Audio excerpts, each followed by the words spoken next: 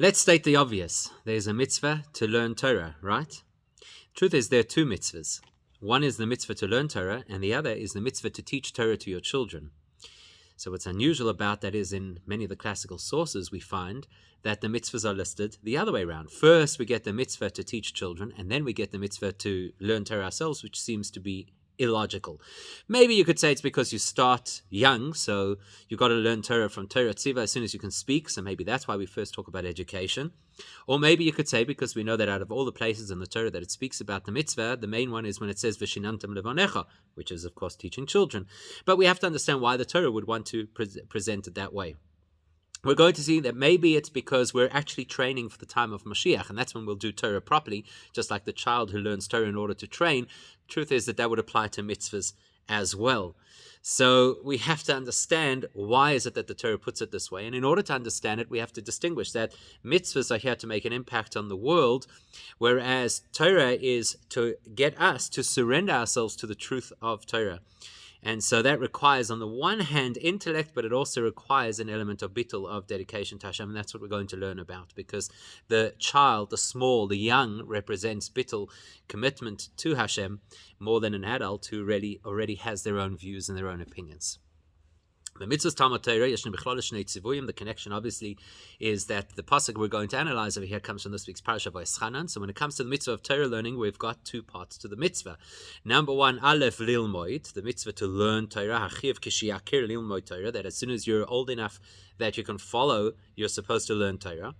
Beis lelamdo lelamed Torah lacherim. And then there's a second mitzvah, which is to teach Torah to other people, or befrat, especially hachiv alav lelamed esbonov. Besides the generic concept that you should always teach Torah to other people, as a parent, as a father, you have a unique obligation to teach Torah to your son. So here's what's strange about it.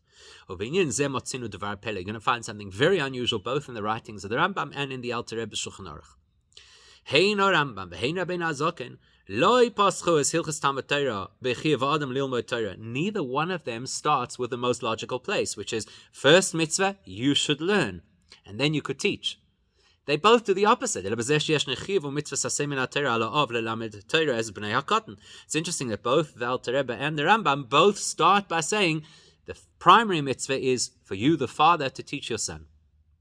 That really does not seem to make sense, because logic says the most logical place to start this conversation is to say, you, the individual, you are required to learn Torah. And only once we've established that you are required to learn Torah, then we could say, now, not only should you learn Torah on your own, but there's an additional requirement to teach others. That would be logical. First, fill your mind, and then share what you've achieved, what you've learned with others. As is absolutely logical. Isn't it logical to say that the only reason you are obliged to teach a child must be a result of the fact that you're obliged to learn? And logically, what's unique about this is that Torah learning has this unique angle that you are responsible to convey it and to teach it to your children over and above every other mitzvah. In every other mitzvah, yes, of course, I have to teach my child to eat matzah on Pesach, and I have to teach my child to shake a lulav. But that is a rabbinic requirement on me as a father to educate my child. When it comes to teaching my child Torah, that's not derabbanan, that's deraisa. The Torah says, Vishinanta. And of course, it goes without saying, you cannot share something you don't have. You cannot teach what you haven't learned. Not only should you learn, but you have to learn till you're on the ball, till you know this stuff clearly and well. So why do both the Rambam and the Alter Rebbe first address the responsibility that you have to teach others before the logical first step, which is to educate yourself? We're going to suggest two possible reasons. There are two possible explanations. Aleph. If you do accept that the Torah expects me as a positive mitzvah to teach Torah to a young child,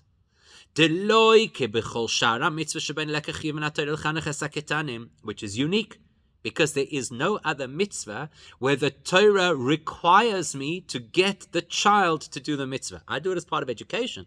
Torah doesn't expect it. The fact that in this scenario, the Torah says that limud HaTorah, learning Torah, has to apply to a child as well, then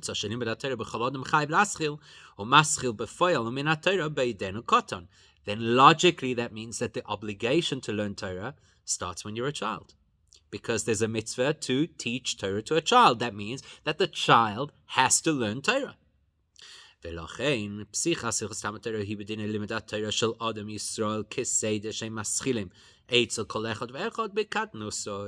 So now we got the logic. The logic is, the minute a child is old enough to speak, we have to start teaching him Torah. As the Rambam famously says, as soon as he can talk, you teach him Torah. Tziva lanu Moshe. Now that you know that, the child has to learn Torah. Therefore, it makes sense that the first thing we should be told is teach a child, because that gives us the timeline. That emphasizes for us that the chiyuv limud HaTorah starts when you're a child.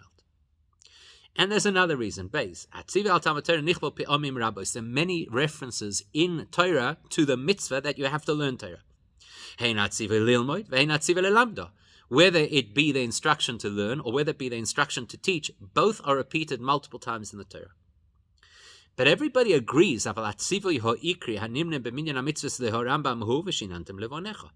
but everybody agrees that the primary source of the mitzvah of Talmud Torah, as the Rambam lists it on his 613 mitzvahs, is from this week's parasha, from the Shema, Veshinantam. So the Ikar, the primary source of teaching Torah, is given to us in the language of teaching. Kedivrei Rambam Sham, like the Rambam says, what does Veshinantam teach us? Lilmoid Torah u lelamda, to learn and to teach. But the fact that you have to learn Torah is from this pasuk. Now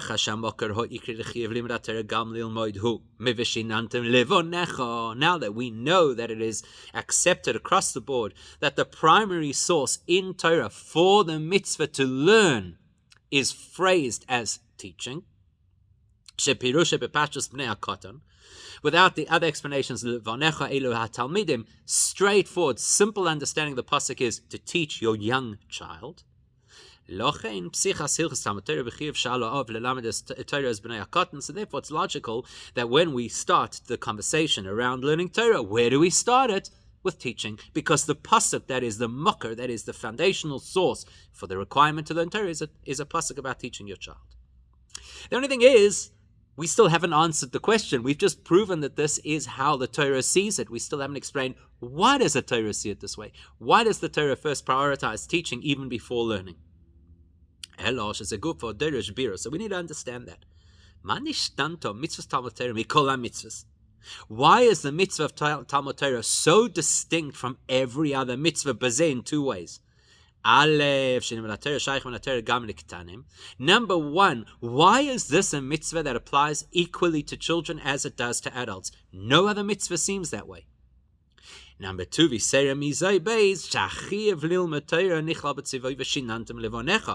this is so unusual, where we're told the mitzvah of how we're supposed to do it, how we're supposed to learn, is derived from an instruction of how we're supposed to share and teach others. That's so strange. Why did the Torah do this? So that's what we're going to have to try to decode. So he has a possible answer, although it is a bit of a stretch. Maybe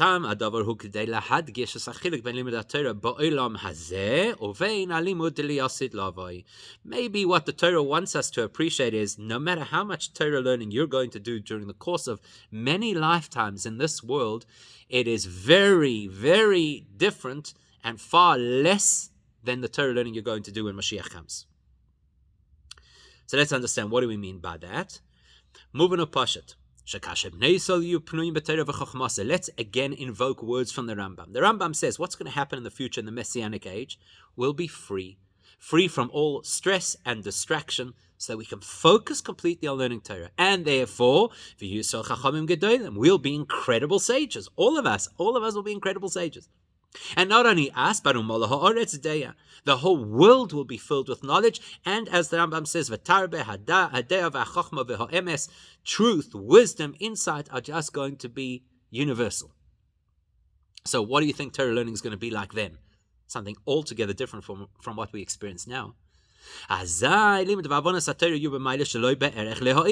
The Torah learning of that period is going to be exponentially greater than what we will ever master in Torah now. As the Chazal tell us,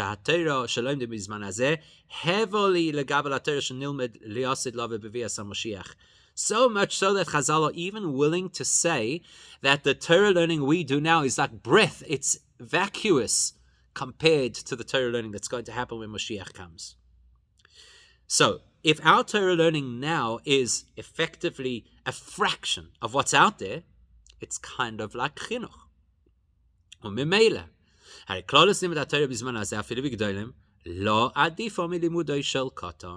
So maybe that's what the Torah wants us to know.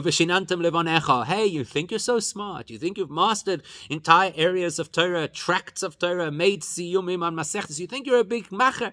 Your learning now in this world is the equivalent compared to the Yosid Lavi, to the time of Mashiach, as a child's learning compared to an adult's. So therefore, how will we introduce you to Torah? Veshinantam levanecha, talking the language of children.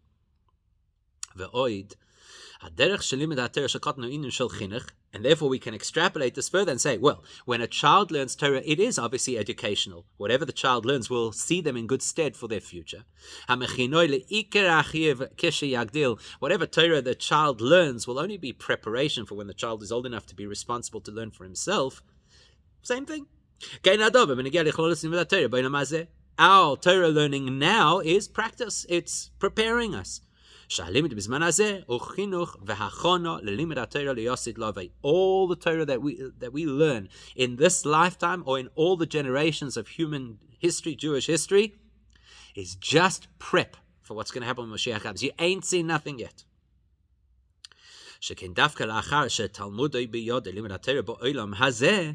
Then you all of the learning that we bring with us in hand when we go to greet Mashiach, that will facilitate us being able to understand what Mashiach has to say, to be able to open our minds to an incredibly different dimension of Torah. So maybe that's it. Maybe that's why the Torah alludes to the childlike element of learning Torah by saying the Iker Mitzvah is Vishinantam Levanecha. You're a child, so we'll appreciate that we haven't begun to scratch the surface of what Torah is all about. The only issue with that is you could probably argue the same thing for mitzvahs. It's an insufficient explanation. The exact distinction we're drawing over here between Torah as we experience it now and Torah as we will experience in the time of Mashiach can just as well be applied to mitzvahs. There's an expression that we use, which is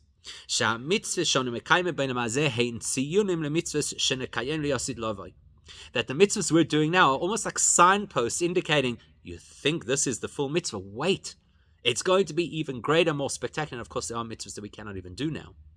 Because as we say in our davening, then when Mashiach comes, then we'll be able to do the mitzvahs as Hashem intended. Now we do the mitzvahs to the best of our abilities, but then we'll do mitzvahs as Hashem intended. So, if you want to single out Torah and say it's dafka Torah that has this component of being like a child when you're learning Torah, guess what? It's the same for mitzvahs. Both of them in their current form are not fully expressed, not fully developed, and it's preparation for what's going to happen.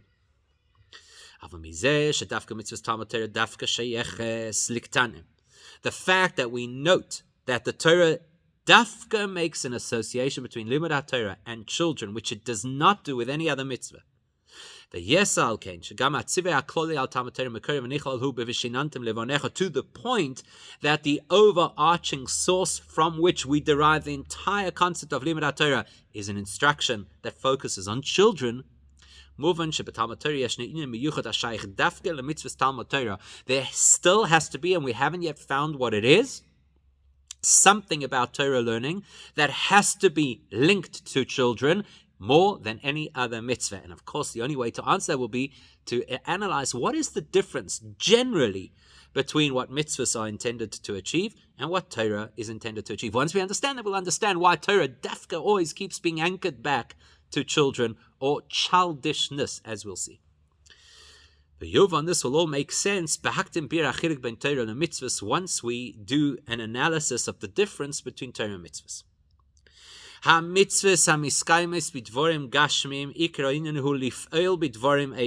Mitzvahs require physical items. You want to put on tefillin, you need hide, you need parchment, you need ink, you need straps, you need boxes. And the goal of it is that the mitzvah should affect the physical item. So you have a coin, and now it becomes a unique coin because it was used for tzedakah. In other words, dahainu pe'ula ba'olam. The goal of mitzvahs is impact on the physical world. To put it into halachic language, the goal of mitzvahs is the impact of the person on the entity, on the object. The goal of mitzvahs is to refine and elevate the physical item that you use for the mitzvah, and together with that, the entire human experience, including the nefesh habahamis, which facilitates doing the mitzvah. They're all elevated. The mitzvah impacts what's outside of me, around me.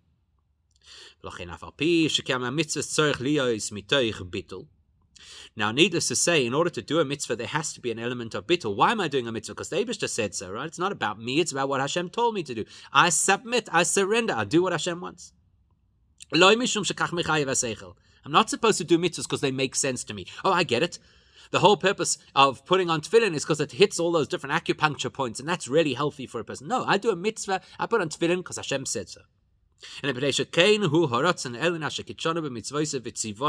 reason that I do a mitzvah is because that's what Hashem instructed.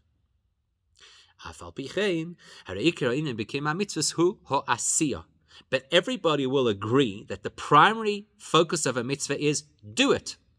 We're not going to interrogate you. What was your intention? Why did you do it? Do you have the right motivation? No, we don't. We say, hey, are you Jewish? Put on tefillin. Now you've got a mitzvah. Because the primary thing of a mitzvah is the deed, the action. Vilo habitul, the sense of surrender to Hashem, the idea that a mitzvah will put you in a position of dedication to Hashem, the idea that the mitzvah refines you as a person, the fact that the mitzvah will definitely impact you as well, is not intrinsic to the mitzvah, and therefore if it's not there, the mitzvah still happens. So if a person literally only agrees to put on tefillin because some Chabadnik badgered them enough that they said the only way to get rid of this guy is to put on tefillin, they have no interest, no motivation, no dedication, no awareness, it's 100% a mitzvah. It would be wonderful if the mitzvah would touch them, elevate them, inspire them, redirect them, absolutely. But if that's absent, the mitzvah is still absolutely a mitzvah. And that's really important for a person to remember. The core value of mitzvahs is the deed. Whereas, what is the goal of Torah? The concept of Torah is sheha adam, that a human being, besichloi, using the gifts of intellect that Hashem has endowed that human being with, yavin es hamuskol v'sachidimoy.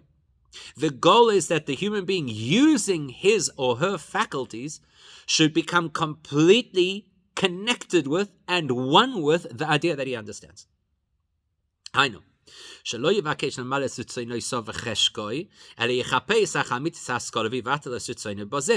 Torah learning is where a person reaches a point which says, I'm not going to live my life doing what I want, what I love, what I desire. I'm going to live my life understanding what Hashem wants and taking it on, digesting it, making it mine. When you're talking about Torah, it's not just like any other intellectual pursuit where the goal is, I want to understand this information. Here it's saying, I want to bring godly wisdom into my reality. Now there's only one way to do this successfully.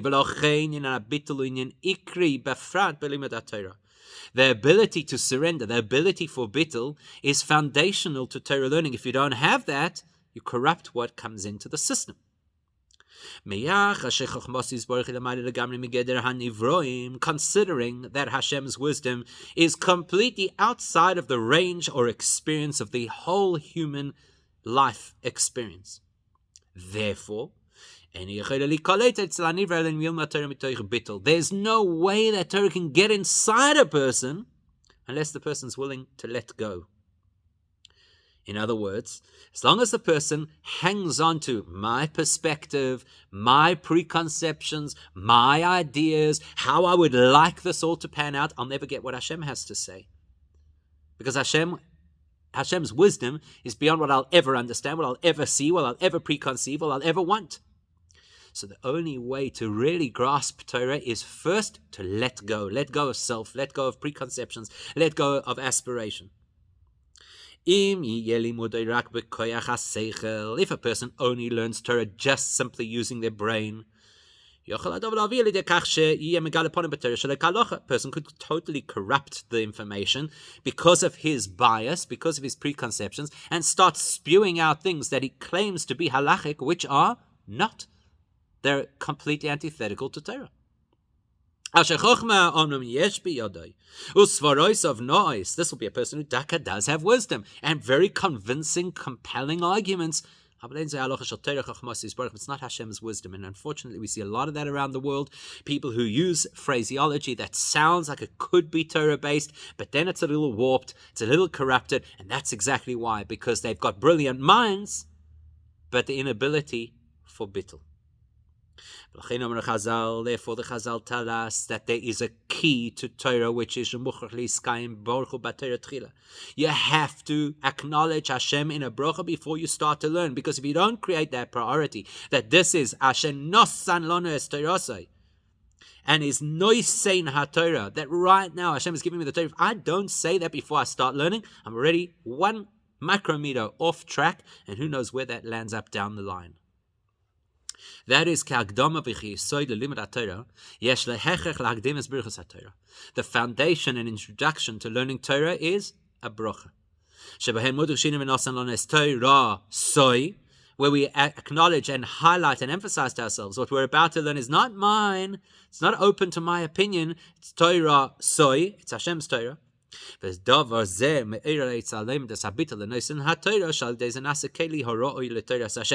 opens me up to be an appropriate recipient of Torah, because I'm appropriately willing to surrender myself, and then you can actually get Torah. So what's the distinction between mitzvahs and Torah? Mitzvahs have everything to do with what you do and the items you do it with. Torah has everything to do with where you are in your head. How much bittul does a person have? It's for this reason that there is a distinction, major distinction between Torah and mitzvahs, not only in how they're practiced, but also in how the Torah expects us to fulfill them.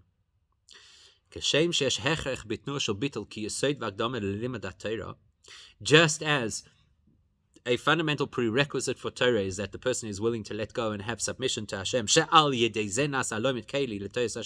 which is the only way to facilitate that this person should now be open to receive divine wisdom. The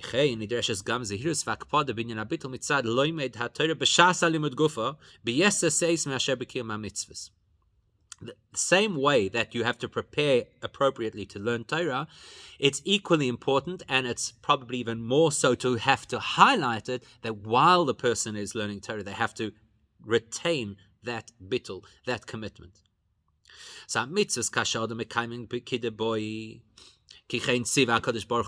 Anytime that a person does a mitzvah because Hashem said so, the reality is the person's ego doesn't really contaminate the mitzvah too much. Because quite frankly, what's the person doing? What Hashem told me to do. That's what I'm doing. I'm here fulfilling Hashem's mitzvah. Because the person doesn't necessarily feel that their ego is driving the process. In other words, I'm just doing what they told me to do. So it's not so important to keep reminding the person, bittul, bittul, bittul. But how do you learn Torah? You have to use self. You have to use ego in order to, not ego in the arrogant sense, but there has to be a sense of self to learn Torah. You have to use your brain.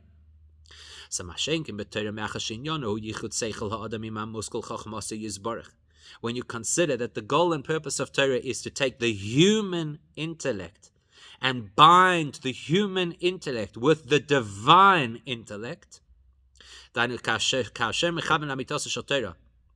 there's a boyfriend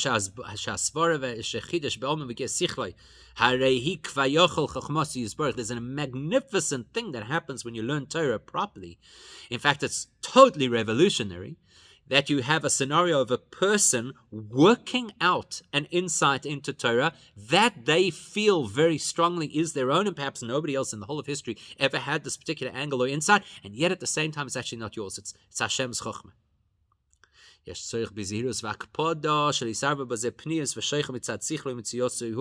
Whoa, do you need to work hard to make sure that the self doesn't creep right into this process and totally poison it with a sense of me, hey, look how brilliant I am, or this is how I see the Torah. I believe, you often hear people say this, I believe that the Torah would say X and Y.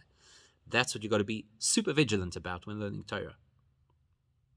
בלימוד התורה יש נחשש שהלומד יטעה ויחשב שכבר הגיע לדרגה זו שמה שנוגע לו הוא רק עניין אמיתו של תורה. In fact, a person could reach a point where they become so self-assured in their Torah learning, so convinced of their total dedication to the Torah, that they actually convince themselves they only care about what's right in the Torah.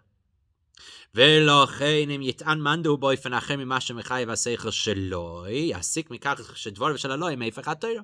In fact, the person will become so convinced that I got this right, that if somebody else has a different view, they'll say, you're against the Torah. You're off the rails. Al derech lashon razal eraisehu dukomet metarcher belei. Like the Gemara uses the expression, says, it's the Torah inside the person that kocht them up, that got them all riled up why they oppose their opponent. Whereas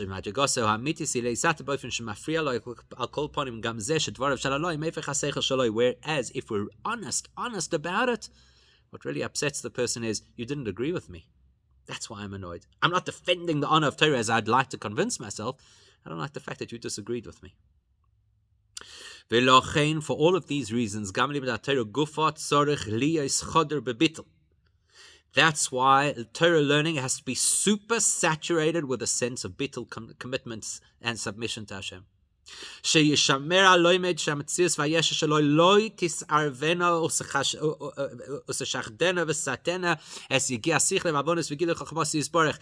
ensure and protect the person, that the person will not have self mixed into their Torah learning and shift or bias their Torah learning away from the truth.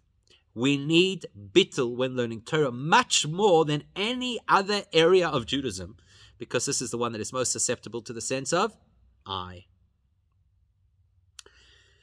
So, now we can start to understand the questions we asked right at the beginning. Why would the first mitzvah be teach a child and then learn? And why would it be derived from a pasuk? Even the mitzvah to learn Torah would be derived from a pasuk that is about teaching children. Now you should start to see the theme. Children are the key to successful Torah learning. First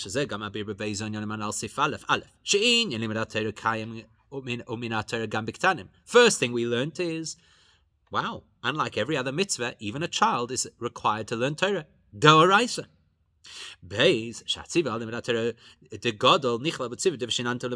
And where do we find the source in the Torah for the fact that an adult has to learn Torah? From the words that are associated with teaching children.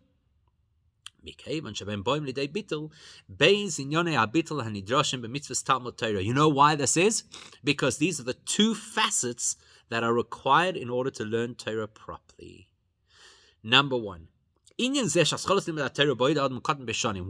it that the Torah insists that you have to start learning Torah when you're young? Why is that so important? Is it a brainwashing program that we have? Get in while the children are still susceptible? ומעין זה והכל פונים מדרבנן, אפילו קודם גיל הקטנה שבו יש לכבר שייכות לעוונה והשגה, אלא מיד מי שיודע לדבר. In fact, how early do we go in education? Not to the point where a child is clever enough or mature enough to have a conversation around basic issues in Torah. We start when they can talk. They're going to parrot those words. Torah, tziva, lanu, Moshe. They don't understand what it means. They're going to parrot it. Why? Why do we do that? Because the Torah wants to be madgish, to emphasize,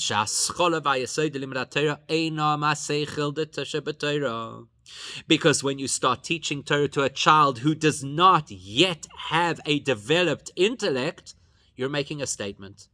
Torah doesn't start where your intellect starts. It starts before that.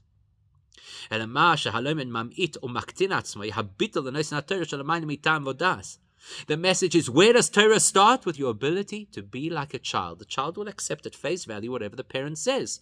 That's what you teach me must be true. It's only later on when we start to become cynical and question. Child, wow, that's absolutely amazing. Acceptance, bittul. Where does Torah start? Where does Torah learning begin? Bittul. And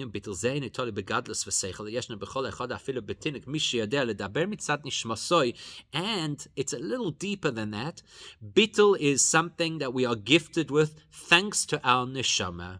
Bittul is not something you achieve because you've learned, because you've understood, no. Bittul is something you have because you have a neshama. Your neshama is one with Hashem, and therefore it doesn't matter how old you are, it doesn't matter where you are in life, you could be a child, you have the capacity for bittul. That's the first and possibly the core lesson we have to know about learning Torah. Start with a sense of, I'm a child open to receive. The second message is, the second point is that where in the Torah do we address learning Torah? In the context of teaching. That teaches us not only is the prep, where do you start the process in the state of a child of submission, but it teaches us that even while you're learning Torah,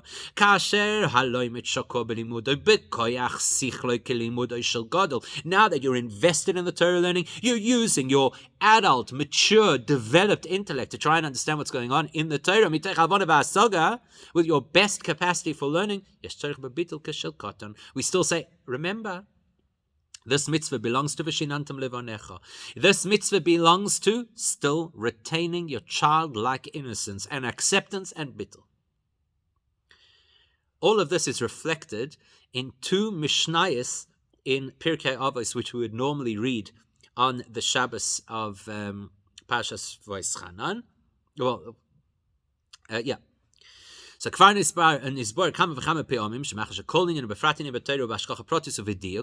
single thing, as the Rebbe says, who knows how many times in Torah is absolutely letter perfect, and everything is b'hashgacha pratis.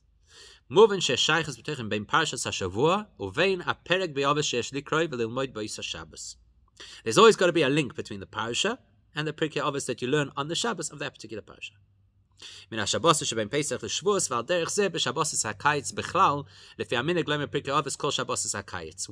be the Pirkei Avos that we learn between Pesach and Shavuos, which is the universal custom, or the Mishnayos Pirkei Avos that we learn during the summer Shabbosim, as is our custom. Now that you're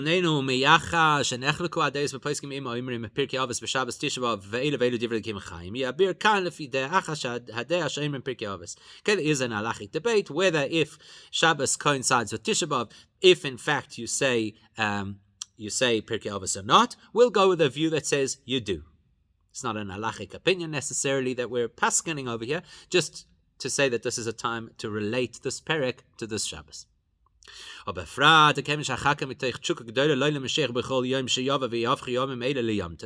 considering that we have this overriding enthusiastic expectation that Mashiach can come literally at any minute and turn it all around, and Tisha B'Av will become a Yom Tov. Even if it's literally moments before Tisha B'Av, we certainly can believe that there's a possibility that we could still learn Pirkei Avos even on a Shabbos Tisha B'Av because Mashiach could come.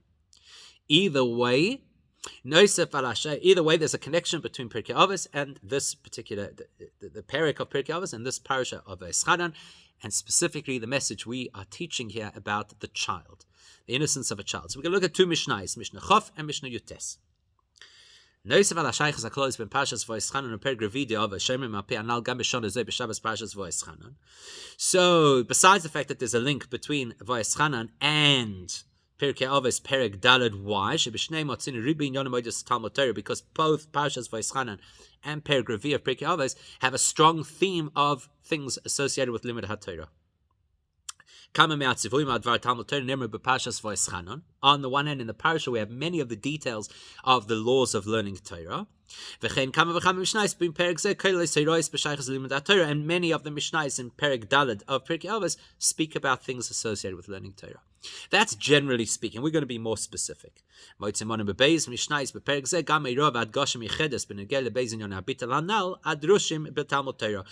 to link the two themes that we had, which is prepare for learning Torah with a sense of bittul, and retain your bittul even while you're exercising your mind to learn Torah.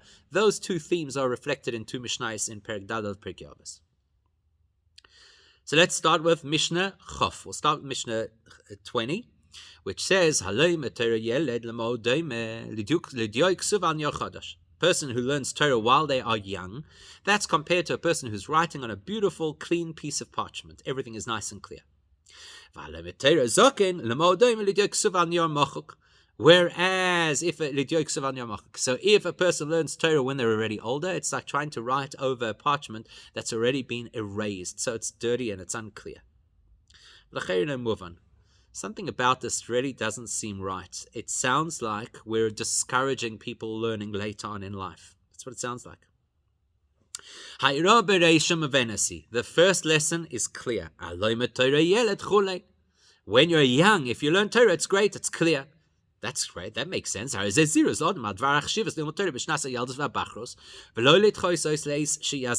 got a very practical and encouraging message. When you're young, don't wait around. Freshest time, your mind is nimble. This is when you should learn. That makes sense. But why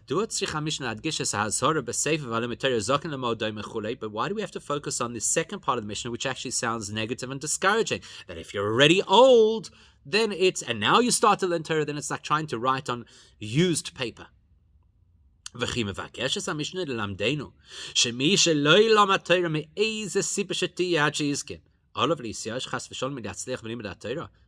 Mishnah trying to say? If for whatever reason it is, you did not manage to learn Torah in your youth, sorry, but it's going to be really difficult when you're older. What are we trying to discourage people? So if we look at youth and age just simply as your identity documents, then it sounds really discouraging. But seeing as we now understand that youth and age, or adulthood and childhood, represent two different approaches to learning Torah, it actually makes perfect sense. The explanation is up here now. We say when a person learns Torah as a child, we don't mean at 6 years old. We mean a person who learns Torah with a childlike approach where they see themselves as open and bottle and ready to receive what the Torah has to say. That's how Torah will be truly absorbed, with the clarity of writing something on a fresh piece of parchment. But if your entire experience of learning Torah is purely intellectual, which is alluded to in the word Zokein, that we know that Zokein represents somebody who has achieved intellectual maturity, Leloi bitul, missing the point that it's supposed to be underpinned by bitul, then that's the kidaboy. Then you cannot absorb the Torah properly. There's an impediment. There's interference. There's something on the paper already. So the first Mishnah we're learning of Mishnah Chof directly relates to what we're saying. You have to prepare yourself properly to learn Torah. How? By being a blank page. Write the Torah on me. Not like being a zaken who says, I've already got stuff on the page. Let's say where we can squeeze in the Torah knowledge. And then let's look at Mishnah Yutes. Shmuel HaKotten Omer, bin fola yivchal tismach. Shmuel HaKotten says, if your enemy falls, don't rejoice. And if he stumbles, Don't let your heart become glad. Why? Ben Yireh Hashem, in case the Eibusha notices your attitude, v'ra beinov, and it will be bad in Hashem's eyes, ve'yeshiv me'olav apoy, and Hashem will redirect chas v'shalom his anger from that person who's now collapsing to the person who's gloating. V'yadua ha'shayla. Very obvious question over here. Shmuel HaKotan, with all due respect, what you're saying over here is a pasuk in Mishlei. What are you telling us? That's a chiddush over here. Ma bo Shmuel HaKotan lechadesh alom bin foloi ve'oivecha v'chulei. You pasuk b'Mishlei. It's a pasuk. What's he telling us? And there's a magnificent insight the Rebbe is going to share. We're not talking about an enemy in the classical sense. We're talking about a different kind of enemy. ומבואר במחזה ויטרי, שהפוסק קורא במלחמה בעסק העולם, ומחדש שמואל הקוטן, שגם במלחמתו של תורה בין שני תלמידי חכמים, שנשרוצו זה עם זה בדבר הלכה, וניצח האחד את חברו. Says the Machzeh Vitri, the pasuk that Shlomo HaMelech was talking about, that's a regular battle. And your enemy is falling, don't gloat. But Shmuel HaKotan, remember, this is Pirkei Avos, which is Mili de Chasidusa. This is already beyond what is obvious and halachically required. What does he say? He says, even when you are jousting intellectually with your chavrusa, and you get the upper hand on him, Alam Natseach Lo Das, the person who overcomes, but hey, you see, I was correct, needs to know, Kin binafil oyivcha al tismach b'nitzalchan al chavercha v'chulei. Don't gloat over the fact that you've one-upped the other person. Like the Gemara tells us, the tefillah that Reb Nechunya ben Akana would say before he would go to learn, let it not be a scenario where my colleagues make a mistake in their learning and I should have simcha, I should rejoice over that. Now, why would anybody learning Torah, who ostensibly should be a very decent human being, think that you could gloat if the other person gets it wrong? Why would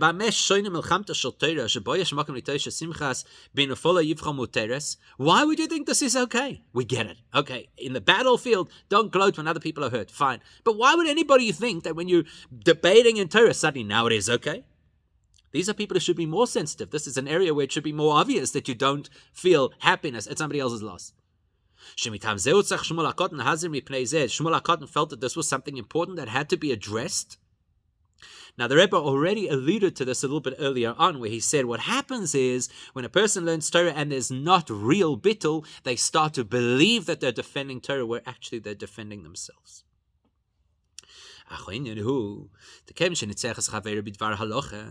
Because we're talking a scenario here where the person managed to prove that their view of halacha was correct and not their colleagues, it's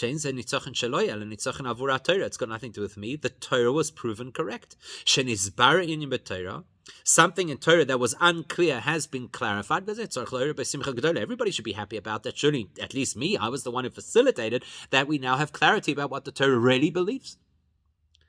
It's exactly to this that Shmuel HaKotan warns, don't rejoice when your enemy falls. If all that you really cared about was the truth and integrity of Torah, then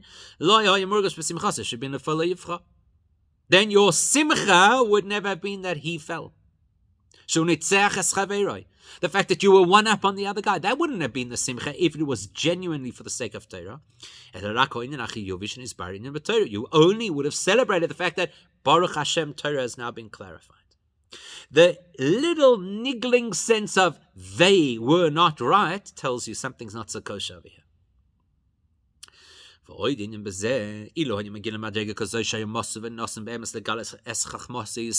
let's say that a person really had achieved a level where my only concern with Torah is to reveal Hashem's wisdom to the world. Then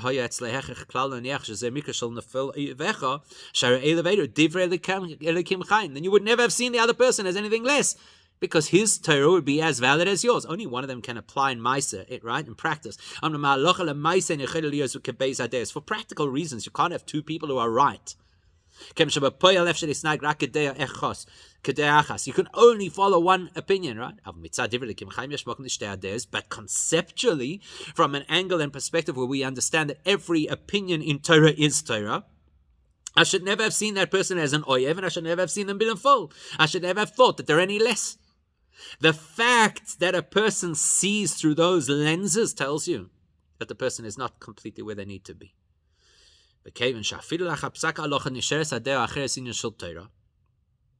Even when we decide the halacha one way, the opposing opinion remains genuine Torah. You can't speak about that being a failure, a collapse, and definitely not an enemy. So the fact that this person feels, you, my so-called enemy, have fallen, then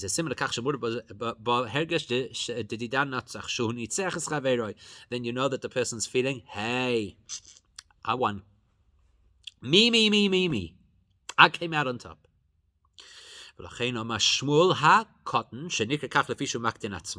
Therefore, who comments on this? Shmuel HaKatan, a person who worked on himself, who achieved that sense of bittul in himself. That's why he was called HaKatan, because he always reduced his own persona. He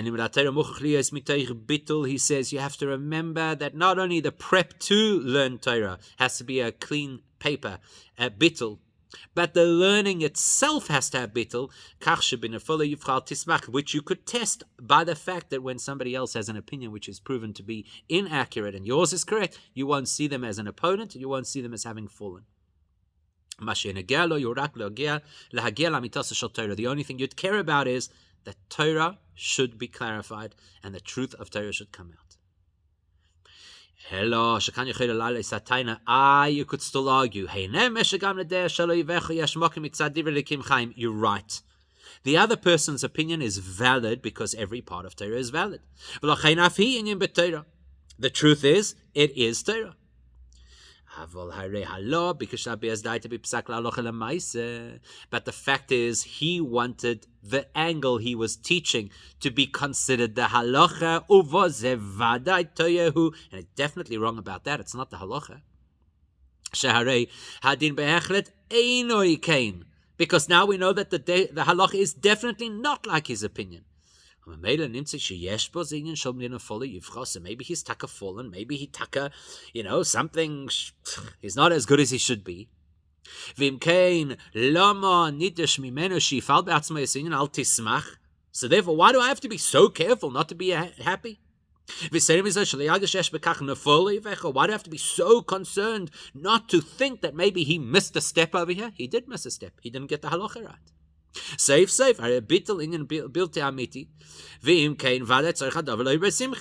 The bottom line is something which was inappropriate, inaccurate, inauthentic was removed from the halachic perspective. We should be happy. We should all be happy about this. So to answer that, Shmuel HaKatan says you could even be right and you'd still be wrong. Because what does it say? We don't want a scenario where Hashem sees your attitude and therefore redirects his anger at you. That means there's already anger there. It could be that the other person got the halacha wrong, not because he's less intelligent, could actually be a punishment from Hashem. Could really be that you're right. This person is not as he should be, and therefore this person landed up deciding the halacha incorrectly. Maybe you're right about that. Maybe it's a punishment from Hashem to blur his vision, not to be able to see things clearly.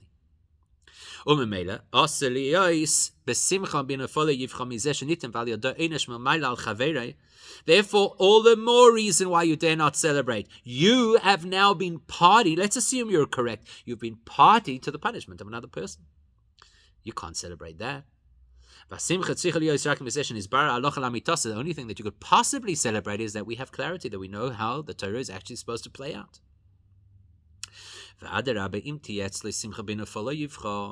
In fact, if a person would celebrate chas v'shalom, the fact that somebody else has fallen, that would actually put the person in a scenario where they deserve to have that anger redirected at them. That maybe now the Eibusha was taka angry with that person, but because you have chosen to gloat over them, maybe the Eibusha will redirect. When a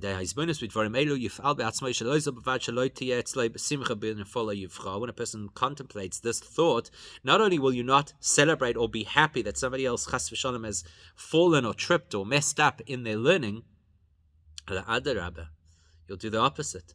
Then you'll actually make sure that you fulfill what the Gemara says, that when the rabbis argue, it's full-on battle. But they don't leave the spot until they're absolutely at peace with each other and love each other again. And that's what a person has to do. You see that somebody else, chas v'shalom, has gone totally off the trail and got it wrong, go out there and show love to them. In fact, a person should reach the point, as the Gemara describes Beis Hillel and Beis Shammai, that as much as they absolutely disagreed in practical application of halacha, they treated each other with absolute love and friendship. To fulfill the pasuk that says,